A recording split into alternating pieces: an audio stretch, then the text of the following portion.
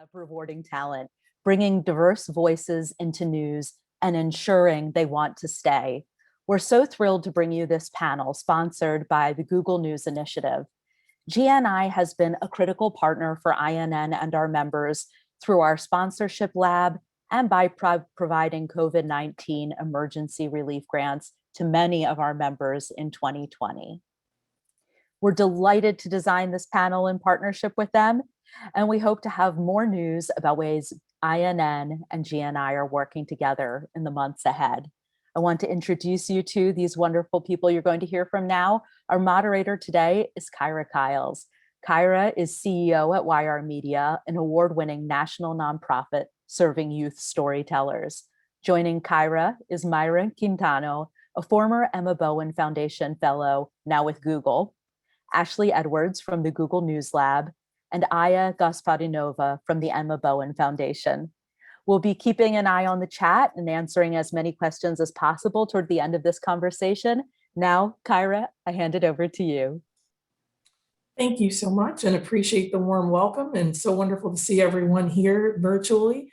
So as Sarah pointed out, I am the CEO at YR Media, and we've been around for 26 plus years. And one of the things that we do that's super important is we center diverse young voices. We really focus on BIPOC content creators. And that's why I'm so excited to be on this panel to talk about not just having these wonderful, talented individuals out here, but then how do we welcome them appropriately? And more importantly, how do we get them to stay around? So that's the title of our talk, is Rewarding Talent, Bringing Diverse Voices into News and Ensuring that they want to stay. And as Sarah also mentioned, we do have an amazing panel here for the conversation. And the goal, I would say, is to say the quiet parts out loud so that we can actually make some change and not just have continuous conversations about this. And with that, I'm going to invite each one of our panelists to give like a very brief intro so that we can get into our discussion and then, of course, save time for questions. So thanks, everyone, for your attention. And I'm just calling out randomly. I'm not playing favorites. Ashley, could you just give us a few sentences more about yourself? Hi, everyone. I'm the Partnerships Manager in the Google News Lab. Prior to Google, I worked as the News and Politics Director at Refinery 29. I've worked at Mike, New York Daily News, and Pix 11 News. So my career before Google was a journalist all across the landscape. Wonderful. Okay, Aya? Hi, everyone. Happy to be here. I'm Aya, and I am the Vice President of Business Development at the Emma Bowen Foundation. At the Emma Bowen Foundation, we connect media, entertainment, and technology companies, and from all range aspects of the media ecosystem to diverse talents, starting from the internship all the way outside to professionals as well. And I focus on our partnerships with companies, funders, and so on. Excellent. Okay, Myra? Hi, everybody. Seems like I'm having a little bit of trouble with my video, but I'll introduce myself nonetheless. First of all, thank you so much, INN Days, for having me here today, and thank you, Sarah, for the introduction. So my name is Myra, and I work in global partnerships at Google, specifically with some of our news publishing partners. Prior to Google, I worked at CBS, which is actually happened to be my sponsor company as an Emma Bowen intern. So super excited to speak alongside incredible and impressive women today on the panel. Thank you so much. And of course, happy to be here with each of you. And I'm just excited to get into this. Remember, we're going to go for the solutions instead of the conversation. So the first question that I have is, I want to talk about, there's so much talk about pipeline, identifying diverse candidates as people refer to them. But what I'd like to point out is, we've got a pipeline. How do we turn that into an actual pathway so that these young people are welcomed into the organization and allowed to move up and have agency and leadership and all that good stuff that we all know and love? And anyone can jump in and address that. I could jump in with that. I think a lot of times when we talk about pipeline, the conversation is framed that there's a pipeline problem, that there's not enough talent. But I think that we all know that there is enough talent. The problem is about getting that talent to stay in newsrooms. As a former journalist, I have many friends who are now former journalists who were who are people of color who didn't find support in their newsrooms, were passed over for opportunities, had to deal with a lot of microaggressions within the newsroom. So for them and their mental health, it was just easier for them to leave the industry altogether than to try to find a supportive newsroom. So I think it's really about giving that talent that we get in the support they need to thrive and grow in their careers rather than kind of pushing them out. Myra, do you have a, oh, yep, see, I called it, I knew it.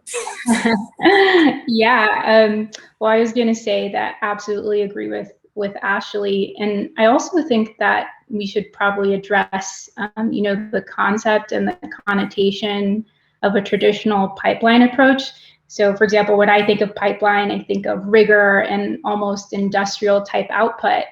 And certainly when we're talking about all of these things, this all has to do with making certain opportunities available via hiring and recruitment practices, which are number-based. But it also has to do with adopting a more fluid pathway approach. And so one that emphasizes long-term growth at companies. So what Ashley was mentioning, instead of moving on, allowing people of color the opportunity to really discover our own paths within companies and speak to our strength and values. So forget, the cookie cutter mold of what a traditional company looks like, and incentivize creativity and incentivize thoughtfulness and incentivize mentorship to really get people of color to stay. And I like that you mentioned mentorship, because I think that's an important missing piece. Sometimes we welcome people in and we put them in the staff photo and we think that that's it. We've welcomed you and that's appropriate. Can anyone speak to the importance of mentorship and that kind of peer-to-peer engagement when someone is a new professional coming into an organization? Sure. Oh, let's let Aya jump in. I think she came off mute. Let's let Aya jump in and then we'll go back to you, Ashley.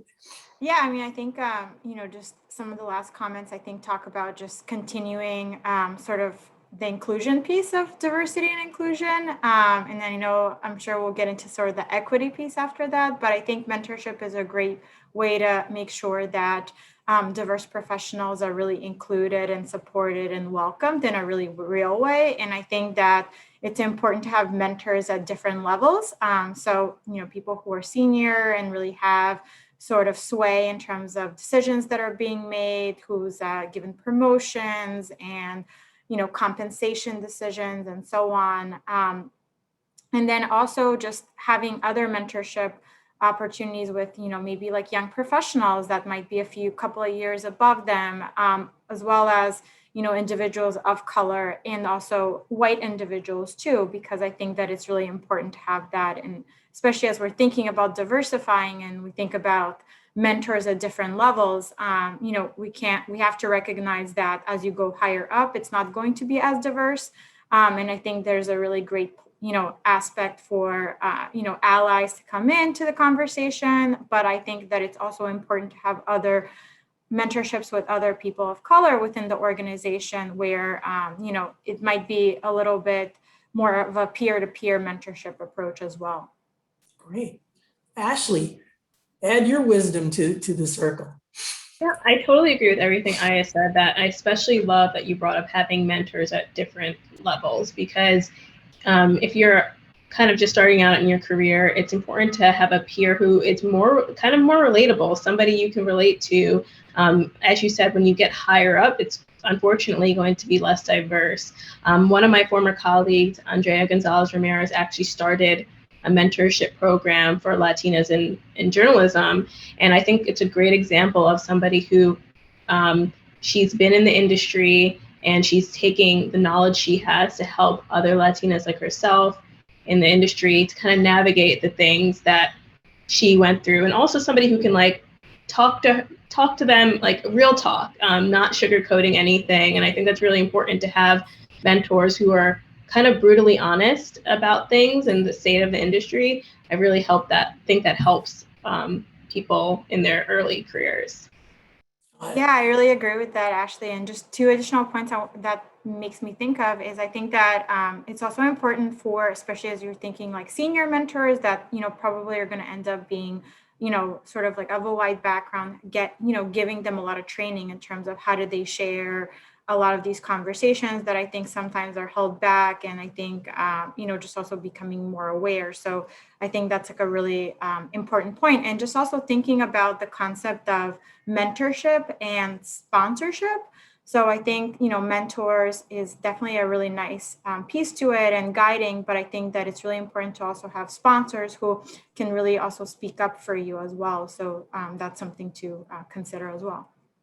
Wonderful. And I'm going to come back to you, Ida, because you brought up pay equity, and I remember that, I heard that, and I think that's a key to this conversation, but I want to swing over to Myra for a second and ask about that. How does pay equity play into this goal to diversify your company? Or do you think that employers are thinking about that in a significant way, or what would you like employers to do when they try to think about issues of pay equity and bringing on young BIPOC professionals?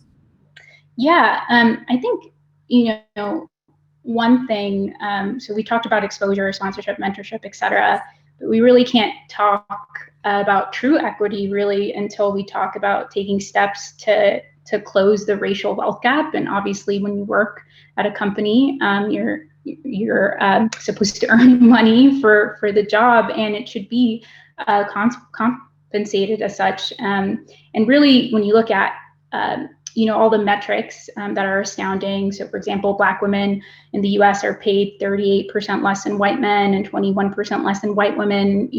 That gets reverberated every ethnic group that you go down to. But even before entering companies, higher education also is a huge burden on BIPOC communities, higher education being the critical gateway. And so you just keep adding all of these longstanding systemic issues. And when you finally get to corporate America, if you don't have that background or that person telling you how to negotiate benefits, it can be a little bit hard. I know for myself, it wasn't until someone who was a sponsor essentially looked out for me and made sure that I was getting paid just as much as my white male counterpart that I finally felt like I had true pay equity.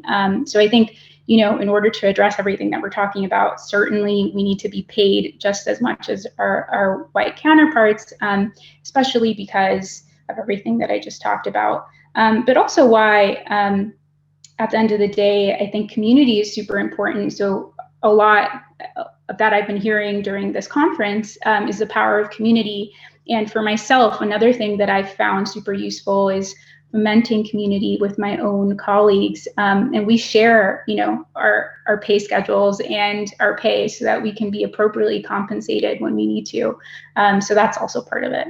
So that's kind of fighting that taboo of never discuss your salary with other people. It seems like that plays into those systemic inequities, like the silence. You don't know what other people are making, so you don't know what to ask for. I'm going to swing over to Aya and then back to Ashley. But Aya, can you jump in on that pay equity piece since you brought up that important topic? Like, what do you think about that? Like, how do we kind of fight this insurmountable, besides having the transparency around what people are compensated? What are other tools or tricks that you think organizations can deploy to make sure that they're paying fairly or looking at equity in that way? Yeah, well, I want to give Myra actually credit for the equity piece from our prep session. So it was really top of mind from our prep session. Okay. So yeah, I think also another piece that's really important to consider is also a lot of times, BIPOC professionals do a lot of work, especially around like diversity and inclusion. And that oftentimes is an additional job, which is obviously like becoming more and more important. And I think given the last year, it's been very taxing in terms of all the events and, just sort of the mental challenges on, BIPOC individuals. But I think on a positive side, it seems a lot of companies are starting to, kind of lean into some of the efforts, create spaces, really think about how do they expand their efforts in a larger way. But I also with that, I think it's important to recognize not expecting BIPOC professionals to do all the work. And when they are ones that really want to lean in, also thinking about compensating them as well. Wonderful. Ashley, did you want to add something to that? portion of the discussion?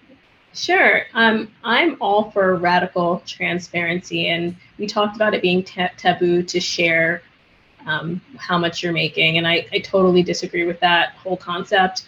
When I was an editor, I made a point to tell my reporters and writers how much I was getting paid, so they would understand that if they were going to move into an editor role, this is where you should expect to be.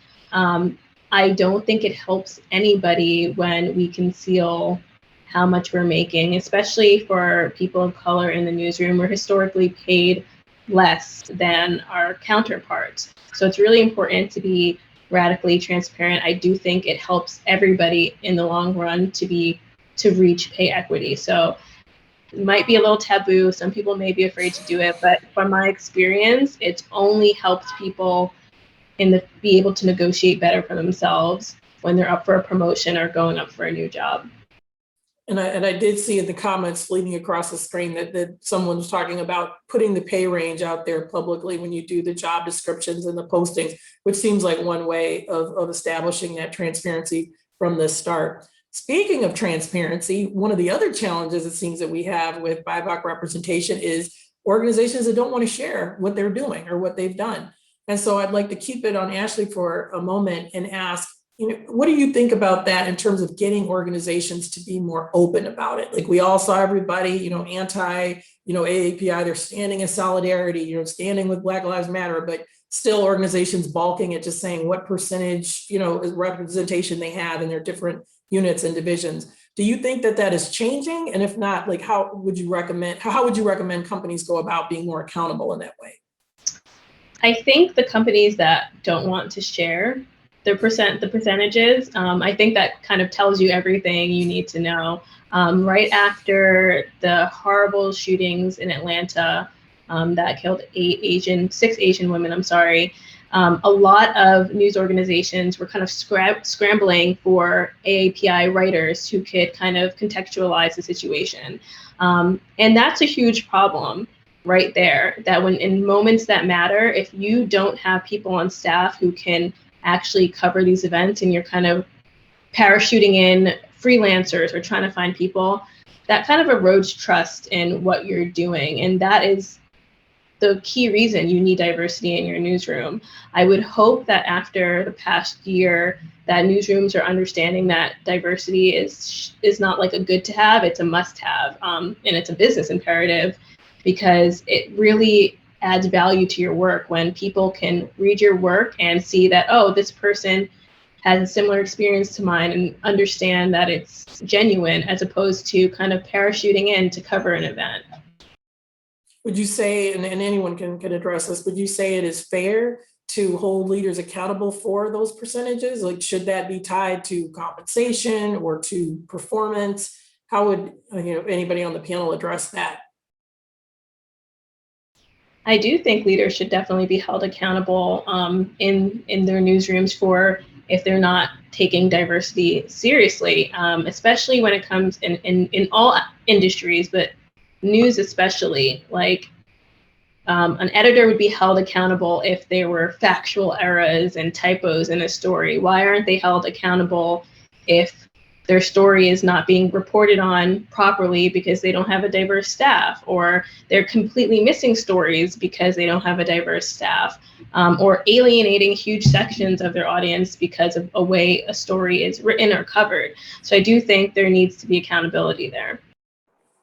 And just to kind of add on to Ashley's point, I think in terms of like, you could almost make the argument that stories are not even reported accurately without, diverse journalists in the newsroom. So that's something to think about. And in general, it's very hard to make progress when something is not measured. And I think having some sort of measure signals that this is something that your organization cares about and actually does want to move the needle forward.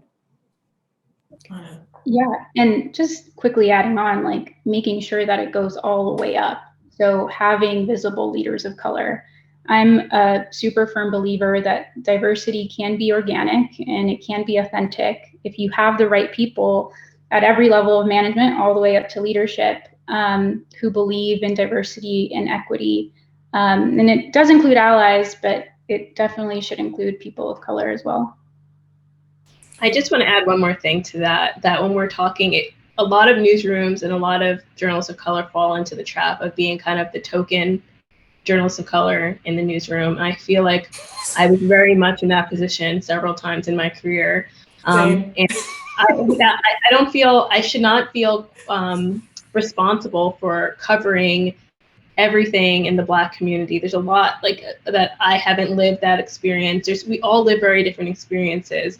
So like Myra said, it needs to be organic, and it can't just be throwing a token in there and saying, hey, we have a Black reporter, and assigning that reporter to all stories that have to do with race. It's not to say that if you're white, you can't cover a story about race. You very much should have, and that's the importance of having diversity and not just, one person in the newsroom. Absolutely.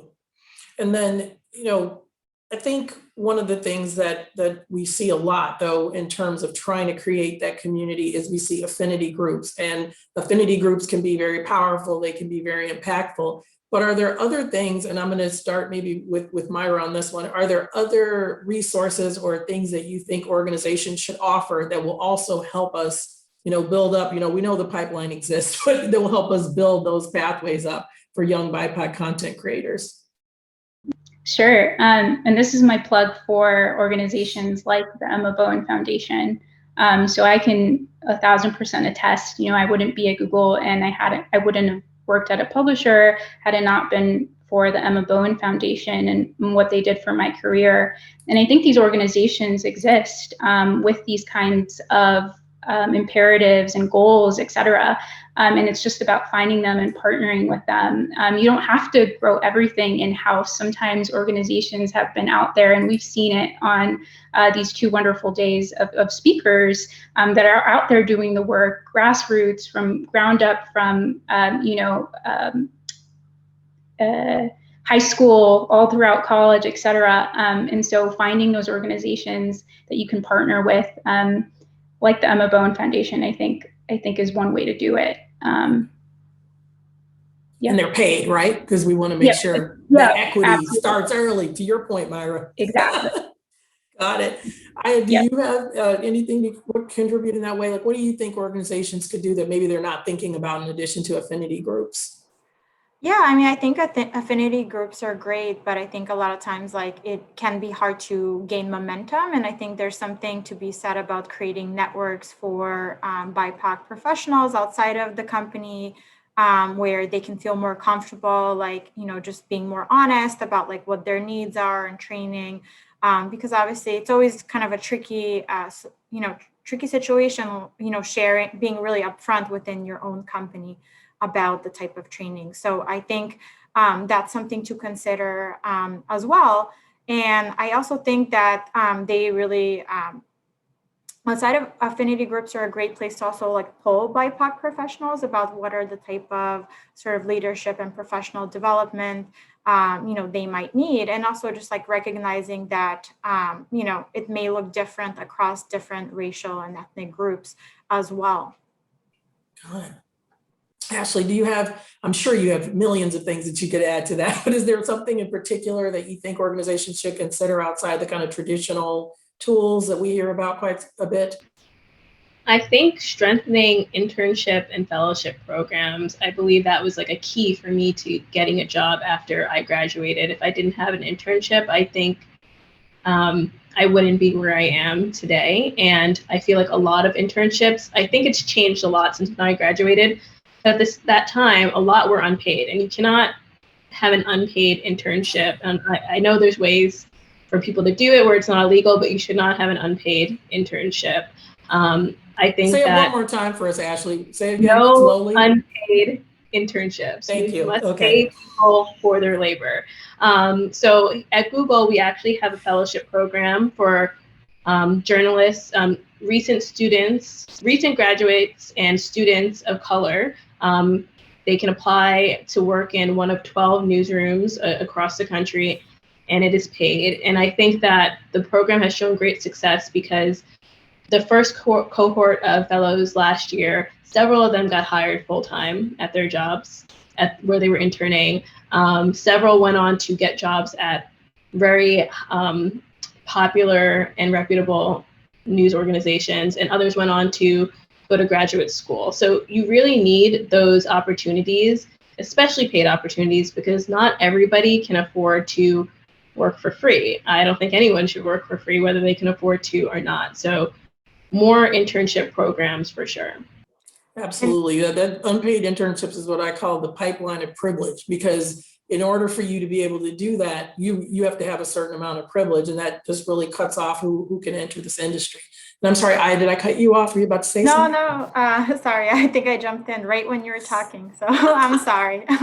I also wanted to add, just like on a radical note, like even beyond just paid internships, also thinking about like scholarships too. I think Myra brought up the point about how expensive school is, and obviously when we think about sort of like the systemic, history and barriers, like and also equity and sort of the wealth gap.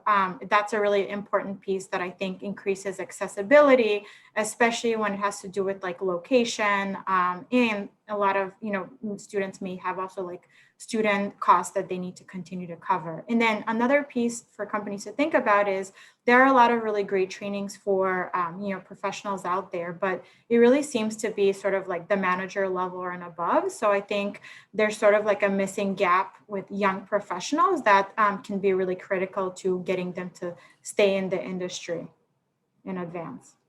Absolutely. Well, you know what? I feel really selfish because I'm having this great conversation with these three amazing individuals, and I feel like I need to share a little bit. Passing the mic is one of the things that's important. So I hear we have quite a few questions queued up and not a lot of time. So we're going to take some questions from our wonderful audience, and thank you all for your engagement. Hi, thank you all so much. I just wanted to raise a few comments that I'm seeing. Josie's commenting about funders and sponsors beginning to hold grantees accountable, and I wanted to know what your thoughts are on that.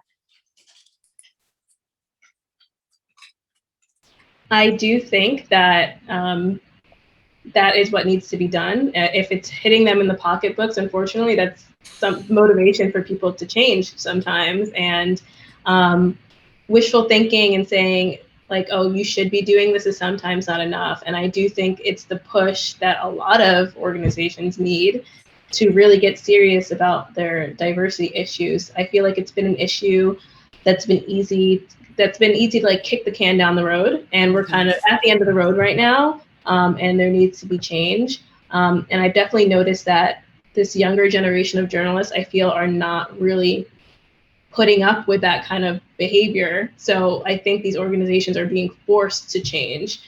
So I definitely, I'm all for that. Yeah, and beyond that, if organizations living in this moment haven't seen the need for change, there should be, in Ashley's point, another push for them to make those changes. Because to me, diversity and inclusion is imperative for the success of any organization. Thank you. And Kyra, I'm going to go back to you because unfortunately we're coming up at the bottom of the hour. I wish we had 100 more hours right now. That's right. But, the conversation can continue. And more importantly, let's continue with the solutions, right? And so I will just say, thank you so much to our panel, Myra, Aya, and Ashley. You guys were incredible. Thank you to the audience for your attention and the engagement. I saw everything going on in the comments and chats were on fire. So I hope that, like I said, we will continue that trajectory, and that instead of just talking about it, we'll be about it. So thank you so much for this opportunity, and looking forward to the next phase of our discussion here at INN.